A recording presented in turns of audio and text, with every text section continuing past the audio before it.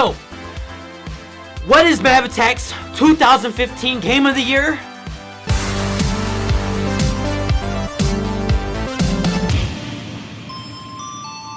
What's going on, ladies and gentlemen, and welcome back to another episode of MavAttack, man. So I'm gonna start this video off by saying that 2015 was a much better year than 2014 in my own personal opinion. I feel like there were a lot more games that dropped that were entertaining and fun to play and invest a lot of time into, although you could easily say that this was a year of the microtransactions and just game developers trying to steal your money. But aside from that, we had some really good titles. Now, the following list is a list of my top 10 games, my personal top 10 games of 2015. This does not include remasters, games that came out in 2014 and didn't finish until 2015. And there were also games that I played. I personally had to have played these games in order for them to be on the list. So I don't own an Xbox One, so any Xbox exclusives I did not get my hands on to play. But this is my list. And then following this list is my 2015 Game of the Year nominees, and then the final winner to let you guys know what my favorite game, my all-time favorite game of this year was. So without further ado, let's get into this list. Dying Light. Dying Light was what I always imagined, what I always wanted, and what I expected in a really good open world zombie game. They mixed parkour elements with first-person melee combat, you know, a little bit of firearms mixed in there. Open world survival and exploration. You could play with your friend. I mean, this game is the ultimate game to jump in, play with your friends, kill some zombies, and just wreck shit up. Now, if you've never seen Dying Light gameplay before, I did a full walkthrough on the MavAttack YouTube channel. If you just go to the channel, type in Dying Light, you will see that. And I also did a full review, which you can click on the screen right now to go to that review and check the game out for yourself. Get a little review, no spoilers, of course. But I really do feel like this was the spiritual successor to Dead Island. This is what Dead Island should have been from the beginning. Now, we don't know. Dead Island 2 is in limbo. I did a video on that as well. This is the ultimate zombie survival game, and it is one of the best games to have come out this year in 2015. Rocket League. Rocket League really hit me like a truck. Just smacked me. I did not expect this game to come out and be as good and as addicting as it was when it dropped. Now, this is the sequel to Supersonic Acrobatic Rocket-Powered Battle Cars, which was developed by Psyonix. So this is that spiritual successor. Of course, they dumbed the name down, so it's not this freaking mouthful that you don't even know. But anyway, getting onto the mechanics of the game, just the gameplay. The game is so much fun. Not your typical get the ball in the goal. It is football with RC cars. It's basically the gist of the game. But you can play 1-on-1, 2-on-2, 3-on-3, I think 4-on-4, and I'm not sure if you can do 5-on-5. I think 4-on-4 is where it ends, but there's competitive online, ranked and unranked matches. You can play private games with your friends. The more you play in the game, you get customizables for your car. They're all purely cosmetic though. Nothing changes the balance of how the cars are. Every car acts the same. Nothing else in the game really offsets the balance. Everybody has fair play. So if you suck, then you fucking suck. But if you don't, then you can really dominate the playing field. And it is one of the best games, not only of 2015, but of this current generation of gaming. I did a series on Rocket League. If you would like to see gameplay of that, go ahead and click on the screen right now to check out a series of that if you want to check out some gameplay for yourself if you have not seen the game. And I highly recommend purchasing this game, whether it be on PlayStation 4, PC, or the newly announced Xbox One version of the game, which is coming sometime down the road. But definitely get your hands on Rocket League. Soma. Alright, I gotta say, a game has not hit me as hard as Soma has in a very long time. The game will fuck you up. So Soma is, in a nutshell, a sci-fi horror game. It has you going through corridors, trying to hide from monsters, and picking up different items, looking through information, and making your way from point A to point B, all while discovering what's going on in this world that you are in. I don't want to do too much in the way of spoilers if you do plan on picking up this game, but I will say that this is from the same developers that made the Penumbra and Amnesia series. You can kind of get an idea of what this game is bringing to the table, but the reason that this game stuck out to me so much, and the reason it was on my top 10 list of 2015, was not the gameplay. The gameplay was pretty average. You could pick up items and interact with basically everything in the world. And it's basically a hide-and-go-seek gameplay style. You can't really defend yourself against enemies, so you must run, hide, find hiding places, and use your cunning and wits to maneuver around different enemies. But it was really the story that stuck out to me. The game is pretty long. The game is a decent length, so you're gonna spend a lot of time reading backstory, trying to figure out what's been going on in this world, but the ending will really resonate inside your head of, wow. You will question your life. You will question your life. You will question technology. You will question human existence. So for that reason alone, Soma does make it onto my top 10 games of 2015. And the gameplay, it's just a terrifying game because of the creatures that you do run into. If you'd like to see gameplay of Soma, link is on the screen right now. Go ahead and click that. But the game is crazy. I suggest checking it out if you have not already. And Soma, whew, what a game. What a game. The Witcher 3. Now let me just start by saying that this is one of the best role-playing games I have ever played in my entire life. Not only does this game make me feel emotional, it made me feel excited to play it every single time. It made me feel like I needed to invest into this universe, but it also made me want to go back and play the previous games because I had not played Witcher 1 or 2. There's just so much in this universe, in this series, in the game to invest in. Now, this is an RPG, so you will be fighting different monsters. You get potions, different potions that have different effects against different monsters, against yourself. They will affect you, whether it be healing you. There's different items to collect in the world, different weapons. There's just... If you don't know anything about The Witcher, here's a gameplay video that you can check out for yourself. I didn't get the chance to do a review of this game because I was spending so much time getting into the game. One last thing, because I can just talk about it forever. The game is very, very deep. You get choices, and your choices affect different things in the game. It's a build your own adventure type of game. So you have dialogue options, but those dialogue options have a branching tree of effects, and then those effects have branching trees on their own, so the game has a butterfly effect type system. And while this game has, I believe they said, around 35 multiple different endings with different variations, go buy The Witcher 3. If you've never played a previous Witcher game before, it will take you some time to get into, but I highly guarantee, I will say that this is not only one of the best games of this year, but of this console generation, easily. One of the best RPGs of all time. Definitely consider picking up The Witcher 3, and like I said, there is gameplay on MavAttack if you would like to check that out for yourself. Metal Gear Solid 5. Alright, Metal Gear Solid 5. So if you've been sticking around with MavAttack, you know that I have different feelings, mixed feelings about Metal Gear. I love the gameplay. The gameplay is absolutely awesome. It feels great for a Metal Gear game. It's a new change that I really, really liked to see in the new Metal Gear game, but the rest of it just kind of went downhill for me. But that's not saying that it's not one of the best games of the year. It is still a decent game. Gameplay-wise, it is a very good game. Story-wise, it is slacking tremendously, but it is a decent experience if you are a fan of, I guess, stealth action games, because this is not stealth espionage action anymore. It's more open-world action title. But there are a lot of positive points of the game. The equipment and gear that you get when you do level up is pretty awesome. You get different types of camos that you can wear, different loadouts that you can do.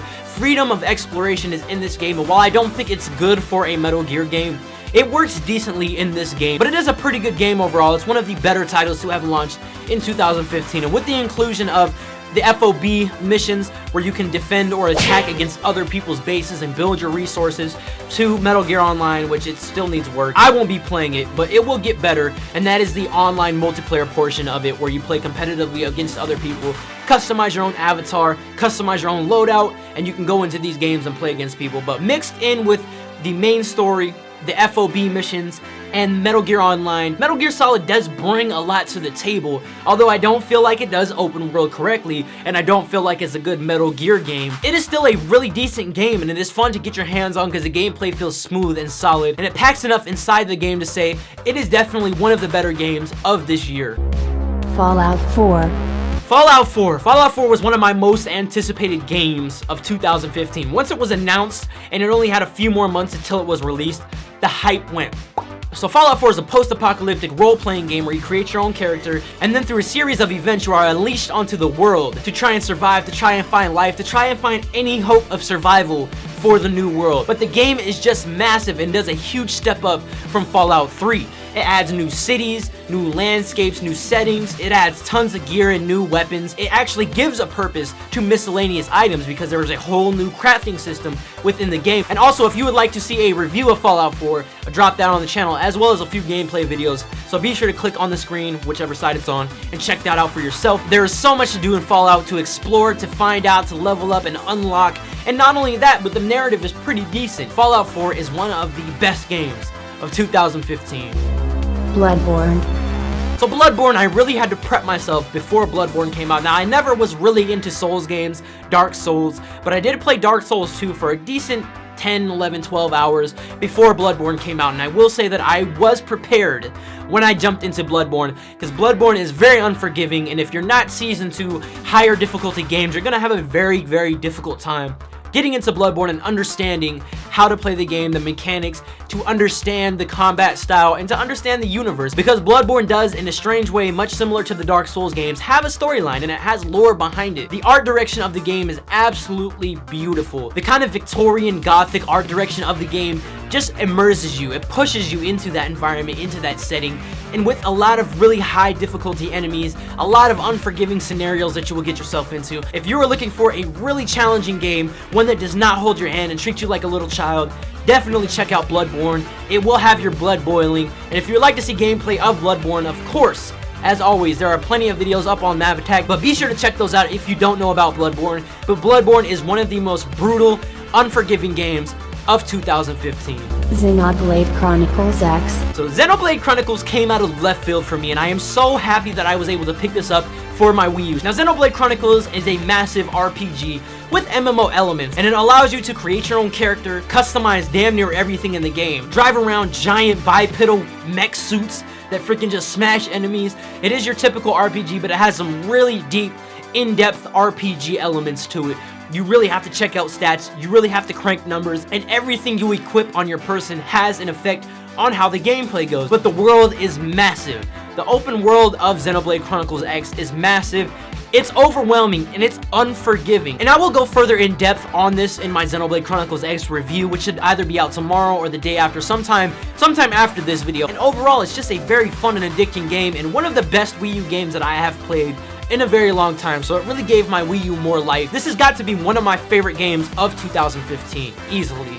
The Order 1886. Alright, The Order 1886. This was a really tough decision for me because the game was criticized down to its freaking core. At the same time, it is not a bad game, and it was one of the better games that I did play this year. See, The Order 1886 stars you as the Knights of the Round Table, Sir Galahad. You are there, you are a knight. You are out there taking out some of these evil beings and creatures that would harm the city streets at night. The story was interesting enough to keep you wanting to just keep playing and playing and playing. Although the game was on the shorter end, it really set up something bigger. It set up a bigger universe. And the gameplay of The Order 1886 was actually very, very basic, but it was still fun nonetheless, and mixed in with that cinematic narrative, it kind of gave you a seamless experience between combat and cutscenes. Now, I got a lot of criticism for being a very short game, but I don't feel like that should have a whole lot to do when you bring a perspective into gaming. That shouldn't have a lot to do with it. Although that does have a lot to do with whether the game is worth purchasing or not, I don't feel like that depreciates a game's value just because it didn't last as long as you would have expected it to. So the gameplay, very, very average, but it was still very immersive, and the story was I was very intrigued by the story. If you'd like to see a review of The Order 1886, by the way, of course, click on the screen right now. I also did a walkthrough of it, so if you don't want to play the game for yourself, or if you never have considered it, check out a few parts of the walkthrough. And although it is not the most phenomenal game of the century, it was still a really decent game, and it was decent enough to get a spot on my personal list of games for this year. Until Dawn. Finally, Until Dawn. I was debating which interactive game I wanted to put on this list. Game of Thrones, I don't know if Game of Thrones came out last year or this year. There was, Telltale Tales from the Borderland, which I'm not sure if that was 2014 or 15. There was also Life is Strange. King's Quest came out as well. There were a lot of interactive games, but this was my favorite one because it was a corny, campy teen horror flick that got really, really corny at the beginning and then slowly started getting like, what the fuck? This is serious shit. And one of the biggest reasons why it made my top 10 list of 2015 is because interactions between the characters and the interactions between the environments and the different choices that you have in the game determines who lives and who survives until dawn and who dies and who perishes before dawn. And it's terrifying more towards the end of the game. Now, earlier on there are jump scares and different things like that. Games like this are very interactive and very fun to play, not only by yourself, but streaming to an audience, recording gameplay for a video, or even simply sitting down with your family, your friends, and just playing along and seeing what decisions you guys want to make. But Until Dawn looked great at times. It was technically kind of gross. I was getting like 15 frames per second kind of consistently, which is really sad. But aside from that, the interactions, the narrative, everything is just really, the game is really fun. It's really fun, it's terrifying, it's great to play with friends and people, and that's ultimately why it got a spot on my top 10 list of games of 2015. But that was my top 10 list. There were a lot of games that I did want to put on, but then the other games I was like, I did like that experience better, and I remember my experience with it. I ended up liking it more. There were a lot of games that I did want to mention, like, there's Dragon Ball Xenoverse, Ori and the Blind Forest, there was Battlefield Hardline, Mortal Kombat 10, the Wolfenstein New Blood came out. So many games. I have a huge list here. There were so many games that came out, but this was ultimately my condensed list. There were a lot of good games of this year. So before I drop what my 2015 game of the year is, I want you guys to comment down below if you would like to. Of course, drop your favorite games of this year, top 5, top 10, whatever you prefer. Drop them down in the list below. Tell me why you like these games, and let's have a conversation about them. I want to see what you guys actually ended up playing. So list what your favorite games were down below. Don't be swayed by anybody's opinion, because your opinions are your own. Your game experience was your own. You know, if I Am Bread was your favorite game this year, then let them know. Now, ladies and gentlemen, is a moment that I have freaking been waiting for. Nominees for MavAttack's 2015 Game of the Year are Fallout 4, The Witcher 3, the Rocket League.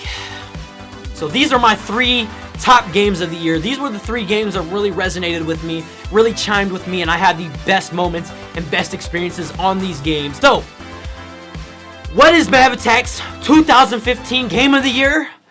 Drum roll, please. The Witcher 3. Let's go! Let's freaking go! I'm sure a lot of you guys knew it was coming, but The Witcher 3 easily beats out every game that came out this year. Even if you're not a fan of role-playing games, this game will capture you in one way or another, whether it be with the narrative, trying to find Ciri, meeting Yennefer and Triss, and all the other protagonists that are inside the game. There is so much to delve into, so much to explore, so much to experience, so much to unlock. I will say this right now, every open world game, every RPG that comes out in the future, it needs to have the Witcher 3 standard, or I just cannot consider it at this point. Because it does open world right, it does RPG right, it does creating your own adventure right. You know, I still have to acknowledge that loads of other games that came out this year that didn't make my list are still well worth it. And if you've seen them on the channel, then you can definitely make that decision for yourself. But these were my top 10 games of 2015, and The Witcher 3 was my game of the year for 2015. And I have been MavAttack. Thank you guys all so much for watching this episode of MavAttack. If you enjoyed this episode, as always, be sure to attack that like button. Thank you guys all so much for watching. All you He-Mav stay rad, and all you She-Mav stay fab. And I'll see you guys on the next episode of MavAttack.